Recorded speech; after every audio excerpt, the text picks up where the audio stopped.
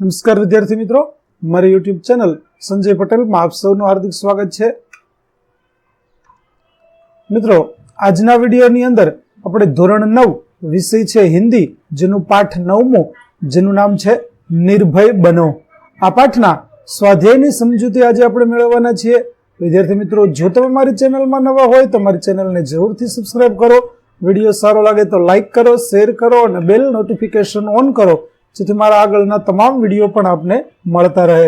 તેમજ વિદ્યાર્થી મિત્રો, આ પાઠની પીડીએફ જોવા માટે પ્લે સ્ટોરમાં જઈ અમારી એપ્લિકેશન વિશ્વગુરુ સંજય પટેલ ડાઉનલોડ કરી તમારા મોબાઈલમાં ઇન્સ્ટોલ કરો। જે તમે ખોલશો તો તમને આ પ્રકારે જોવા મળશે, જેમાં ઉપલબ્ધ બધા ધોરણની અંદર ધોરણ બતાવશે, ધોરણ પસંદ કરશો એટલે વિષય બતાવશે, વિષય પસંદ કરશો એટલે પાઠ બતાવશે। જેમાં વિડીયો ઉપર ક્લિક કરતા વિડીયો જોઈ શકશો અને અન્ય સાહિત્ય ઉપર ક્લિક કરતા તમને પીડીએફ જોવા મળશે।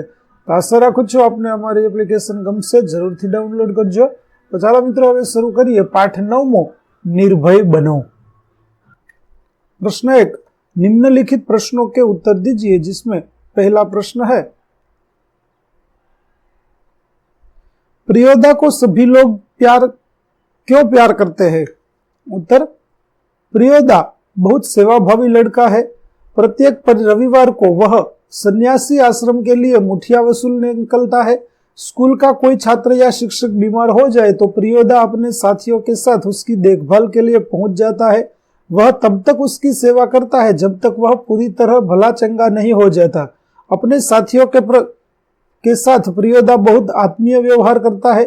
वह उनके गुणों को विकसित करता है और उन्हें निर्भय बनाता है। किसी के बारे में अपशब्द बोलना उसे पसंद नहीं है। इस प्रकार प्रियोदा की सेवा भावना तथा स्नेहपूर्ण स्वभाव के साथ कारण उसे सब प्यार करते हैं। दूसरा प्रश्न, प्रियोदा के दल के 3 सदस्यों के नाम बताइए। तो प्रियोदा के दल के 3 सदस्य मनमोहन, सूर्यनारायण और इब्राहिम।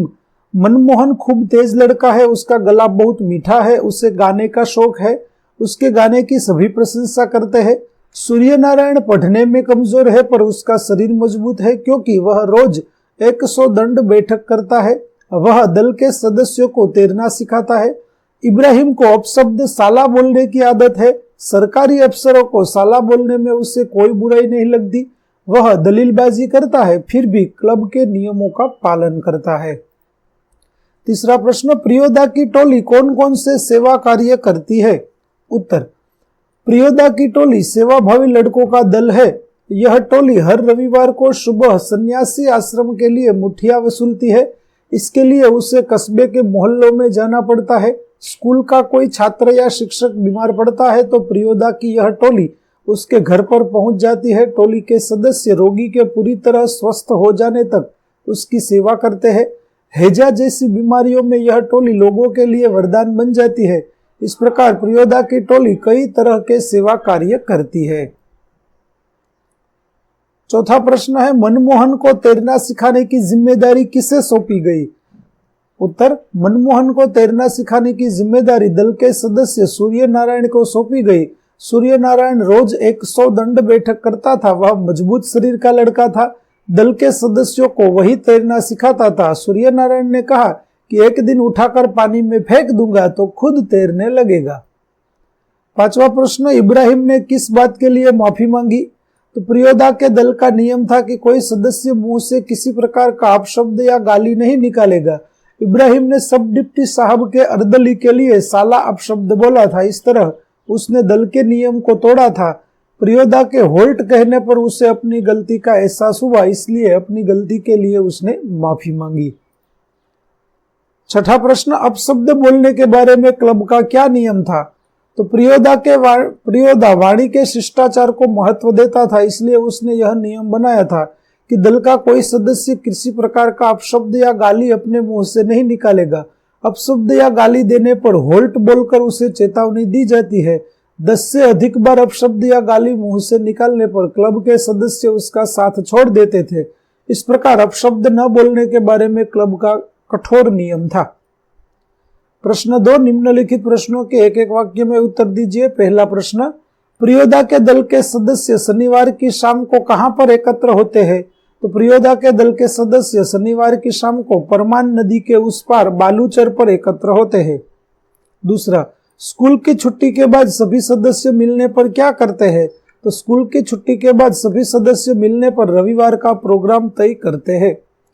तीसरा, मनमोहन ने प्रियोदा को पहले प्रश्न के उत्तर में किस भारतीय महापुरुष का नाम लिया? तो मनमोहन ने प्रियोदा के पहले प्रश्न के उत्तर में महात्मा गांधी का नाम लिया। चौथा, पक्षी को किसने गोली मारी थी? तो पक्षी को गोली सब डिप्टी साहब ने मारी थी। पांचवा, प्रियोदा के मुंह से होल्ट क्यों निकला? तो साला शब्द के प्रयोग पर इब्राहिम को उसकी गलती का एहसास कराने के लिए प्रियोदा के मुंह से होल्ट शब्द निकला। छठा, सड़क के दोनों ओर कौन कौन से वृक्ष थे? तो सड़क के दोनों ओर पीपल के बड़े बड़े वृक्ष थे। तीसरा प्रश्न, निम्नलिखित प्रश्नों के 2-3 वाक्यों में उत्तर लिखिए। पहला, कस्बे के अधिकांश लोग प्रियोदा और साथियों को क्यों पहचानते थे? तो प्रियोदा और उसके साथी हर रविवार की सुबह सन्यासी आश्रम के लिए मुठिया मांग कर लाते थे। स्कूल के किसी छात्र या शिक्षक के बीमार पड़ने पर वे उसके अच्छे होने तक उसकी सेवा करते थे। उनके इसी सेवा भाव के कारण कस्बे के अधिकांश लोग प्रियोदा और उनके साथियों को पहचानते थे। छठा प्रश्न, प्रियोदा की टोली शनिवार को स्कूल से छूटने के बाद क्या करती है? तो शनिवार को स्कूल से छूटने के बाद प्रियोदा की टोली बालूचर पर जमा होती है। खेलकूद, गाने बजाने के बाद प्रियोदा दुनिया भर की खबरें सुनाते हैं। फिर वे रविवार की सेवा का कार्यक्रम तय करते हैं। तीसरा प्रश्न, मनमोहन को तैरना सिखाने के बारे में सूर्यनारायण ने क्या कहा? तो मनमोहन को तैरना सिखाने की जिम्मेदारी सूर्यनारायण को सौंपी गई थी।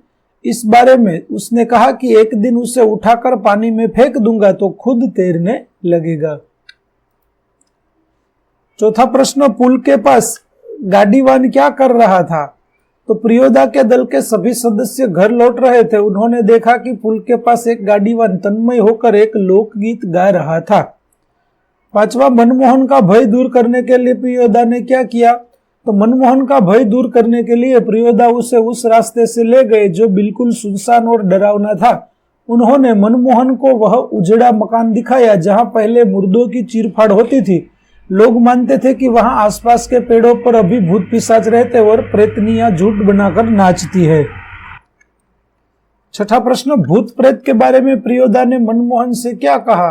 तो भूत प्रेत के बारे में प्रियोदा ने मनमोहन से कहा कि 10 काम करने वाला तो खुद भूत होता है। जो भूत खुद भूत है उसे दूसरे भूत से क्या डर? सातवां, प्रियोदा की टोली का रविवार को क्या कार्यक्रम होता था? तो रविवार को प्रियोदा की टोली पहले से निर्धारित मोहल्ले में मुठिया वसूलने जाती थी। इसी तरह टोली के कुछ लोग बीमार व्यक्ति की सेवा करने जाते थे। प्रश्न 4, सविस्तर समझाइए। सूरज पश्चिम की ओर झुक गया तो प्रियोदा और उसके साथी बहुत देर तक बातें करते रहे। धीरे धीरे शाम होने को आई। सूर्य पश्चिम दिशा में डूबने की तैयारी करने लगा। दूसरा, 10 और देश का काम करने वाला तो खुद भूत होता है। उसको भूत क्या कर सकता है? तो 10 का और देश का काम करने वालों के को समय असमय यहाँ वहां जाना पड़ता है। वह न दिन देखता है न रात। जो करना है उसे करने चल पड़ता है। कहीं पर भी और किसी भी रास्ते में जाने में वह नहीं डरता। इस तरह वह खुद भी भूत बन जाता है। तुमको भी 10 और देश का काम करने के लिए इसी तरह भूत बनना है। इसीलिए तुम्हें निर्भय बनना चाहिए। तीसरा, राम रहीम ना जुदा करो भाई, दिल को सच्चा रखना जी। तो राम और रहीम दोनों एक ही ईश्वर के 2 अलग अलग नाम है। दोनों को अलग अलग समझना भूल है। मन की पवित्रता जरूरी है। मन पवित्र हो तो राम और रहीम का भेद अपने आप मिट जाता है। चौथा, भोला गरीब दिन पहिया हरब भोला। तो भोला गरीबों यानी इस संसार में जन जन गरीब की उपमाएं देती हिल जो हर एक मनुष्य गरीब होता है, दिन प्रतिदिन अपना गुजारा करता रहता है, फिर भी भोला यानी मनुष्य आसानी से अपना जीवन व्यतीत करते हैं। प्रश्न 5, सही जोड़े मिलाइए। तो मनमोहन हैजे से डरने वाला, प्रियवत राय मैट्रिक का विद्यार्थी, सूर्य नारायण पहलवान, डिप्टी का अर्दली खचड़ा और परमान एक नदी। प्रश्न 6, शब्द समूह के लिए एक एक शब्द लिखिए। पहला, दूसरों के लिए कुछ किए हुए उपकार को मानने वाला कृतज्ञ, दूसरों के लिए किए गए उपकार को न मानने वाला कृतघ्न, मुर्दों के चीरफाड़ की जगह पोस्टमार्टम हाउस, जहां बीमारों को भर्ती करके इलाज होता है, अस्पताल। सूचना अनुसार उत्तर दीजिए। क विरुद्धार्थी शब्द लिखिए। गरीब अमीर, प्यार नफरत, स्वस्थ अस्वस्थ, गलत सही, उजड़ा हरा भरा। ख दो दो समानार्थी शब्द लिखिए। सुबह तो प्रभात, शाम तो सांझ, दल तो झुंड, कमजोर तो दुर्बल और मकान तो घर। तो विद्यार्थी मित्रों, અહીં આપણું પાઠ 9 નિર્ભય બનો ના સ્વાધ્યાયના પ્રશ્નો અને તેના જવાબો છે તે પૂરા થાય છે। આગળના પાઠના પ્રશ્નો અને તેના જવાબો મેળવવા માટે મારી ચેનલને જરૂરથી સબસ્ક્રાઇબ કરો તેમજ આ પાઠની પીડીએફ જોવા માટે પ્લે સ્ટોરમાં જઈ અમારી એપ્લિકેશન વિશ્વગુરુ સંજય પટેલ ડાઉનલોડ કરો। ફરી મળીશું નવા પાઠ સાથે પાઠ 10 ની અંદર। ત્યાં સુધી આવજો।